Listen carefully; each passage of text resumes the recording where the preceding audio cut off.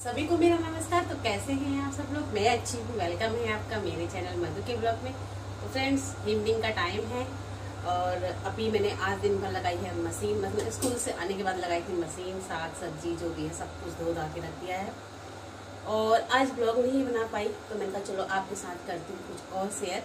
तो अभी मशीन चल रही है और मोटर की आवाज़ भी आपको आ रही होगी, मोटर भी चल रही है।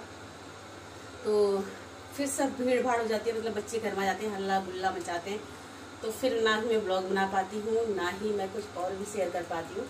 तो मैं आपको सुनाने जा रही हूँ एक छोटी सी कहानी। तो कहानी भक्ति पर है। तो किस तरीके से हमें अपने जो हम भक्ति करते हैं उसको किस समय शुरू करना चाहिए, कब शुरू करना चाहिए, ये हम लोगों से बोलते रहते हैं लोग बाग, लेकिन हम लोगों को समझ में नहीं आता।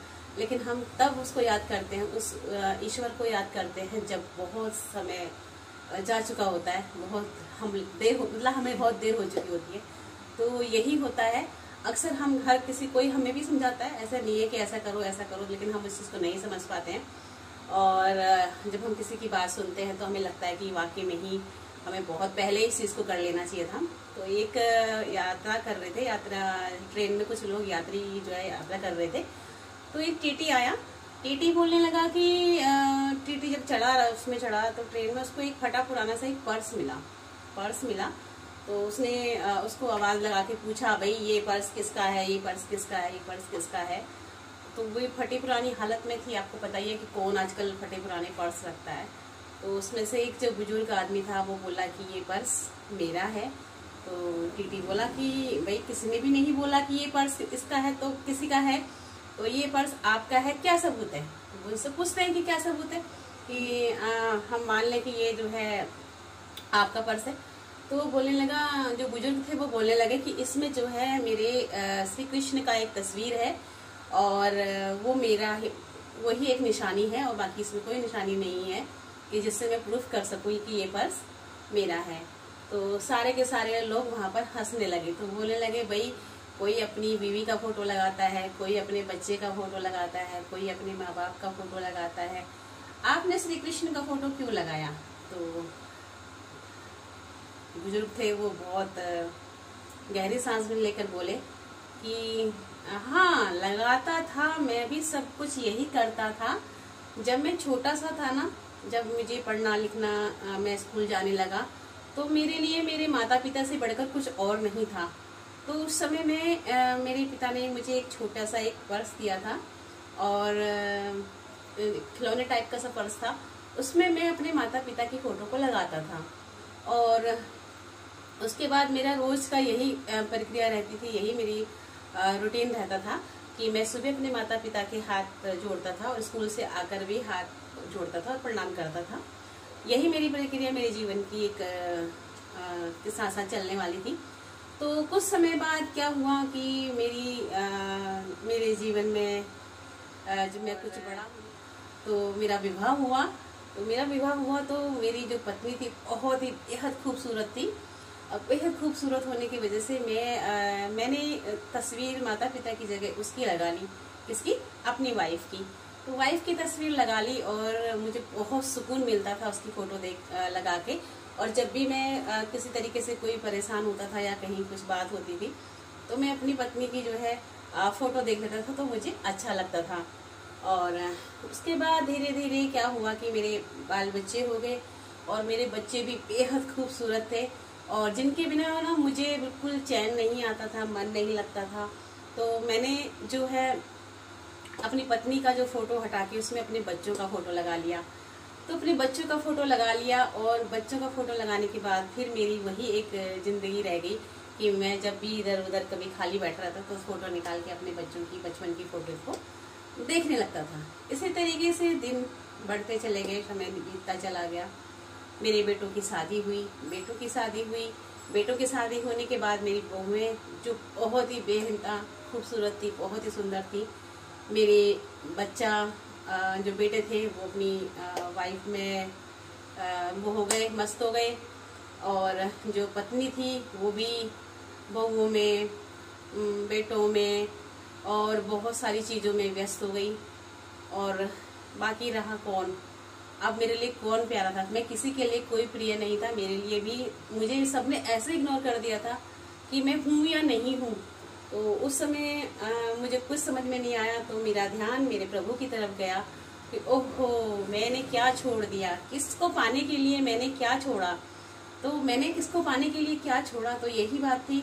और मेरे दिमाग में आया और मुझे बहुत सुकून सा मिला जब मैंने ये बात सोची कि मैंने तो अपने प्रभु को अपने मन से, अपने दिल से निकाल के रखा हुआ है और इन सबको गले लगा रहा था जो केवल एक मेरे साथ किस किस टाइम तक चलने वाले हैं। जब इनको मेरी जरूरत थी तो उस हिसाब से मेरे साथ चलते थे। आज इनको मेरी जरूरत नहीं है क्योंकि मैं पैसा नहीं कमा सकता, मैं उतने अच्छे से बाहर काम नहीं कर सकता, मैं अच्छे से इनके बच्चों की देखभाल नहीं कर सकता, मैं कोई काम नहीं कर सकता। लेकिन मेरे प्रभु तो उसने क्या किया, फिर उसने एक श्री कृष्ण की तस्वीर अपने पर्स में लगा ली और पर्स में लगा के वो उसको हमेशा ही अपने हृदय से लगा के रखता था। कहता था कि भाई मैंने तो बहुत देर कर दी, लेकिन आप लोग बहुत जल्दी इस चीज से जाग जाना, क्योंकि समय किसी के लिए नहीं रुकता। और बहुत ही मन को छूने वाली कहानी थी। और उसके बाद जो टीटी थे वो सुन रहे थे और उनकी आंखें भर आई। और जो वहाँ लोग सुन रहे थे तो कुछ लोग तो उसको मखौल में ले रहे थे, लेकिन कुछ लोग उसे सीरियसली सुन रहे थे, उसकी बातों को, उस व्यक्ति की बातों को। तब टीटी घर आया और वहाँ बैठा, उसकी पत्नी उनके लिए पानी लेकर आई।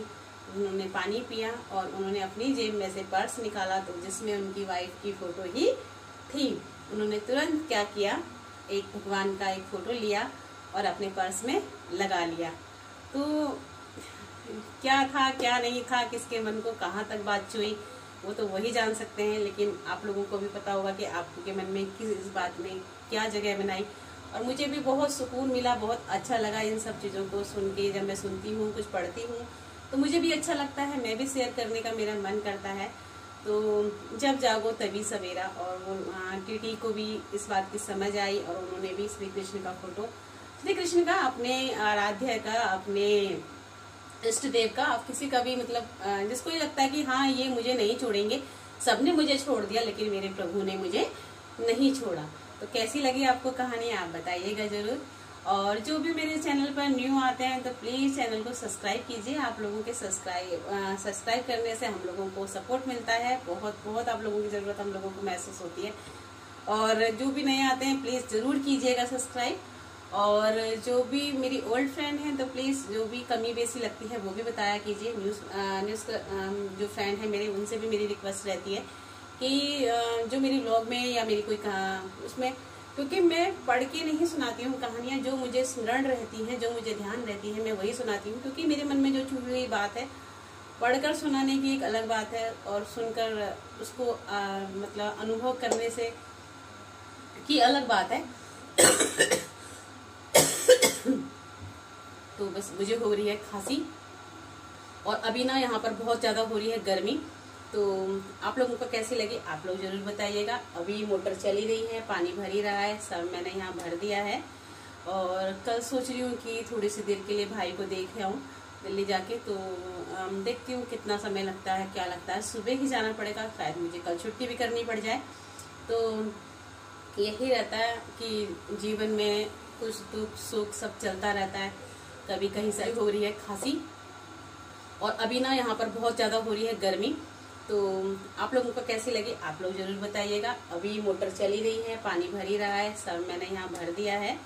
और कल सोच रही हूँ कि थोड़ी सी देर के लिए भाई को देख आऊँ दिल्ली जाके। तो देखती हूँ कितना समय लगता है, क्या लगता है। सुबह ही जाना पड़ेगा, शायद मुझे कल छुट्टी भी करनी पड़ जाए। तो यही रहता है कि जीवन में कुछ दुख सुख सब चलता रहता है। कभी कहीं से अच्छी खबर आती है, कभी कहीं से बुरी खबर आती है। बस हे ईश्वर, हे भगवान, हे मेरे प्रभु, हे मेरे इष्ट देवता, हमें इन सभी दुखों को, सुख दुख को सहने की क्षमता होनी चाहिए। क्योंकि मुझ जैसे तो सुख भी अगर कहीं से आता है ना, तो मैं जब किसी की खुशी की खबर भी सुनती हूँ ना, उसमें भी मेरे को प्रॉब्लम होनी शुरू हो जाती है, घबराहट होनी शुरू हो जाती है और एकदम मतलब कुछ ना कुछ प्रॉब्लम होनी शुरू हो जाती है। दुख की तो बात ही छोड़ो, दुख में तो पता नहीं क्या क्या हो जाता है, कुछ समझ में नहीं आता किसी के। तो लेकिन सुख में भी मुझे एकदम जो खुशी मिलती है ना, तो वो भी बर्दाश्त नहीं होती है। तो हे मेरे मालिक, मुझे सुख और दुख सहने की क्षमता देना कि जिससे कि मैं उसको पल को जी सकूं, अपने बच्चों को परेशान तो खुश रहना चाहिए। तो इसी के साथ करते हैं आज के ब्लॉग का एंड। फिर मिलते हैं एक अच्छे से ब्लॉग के साथ में। Okay, bye bye, good day, take care friend, bye bye.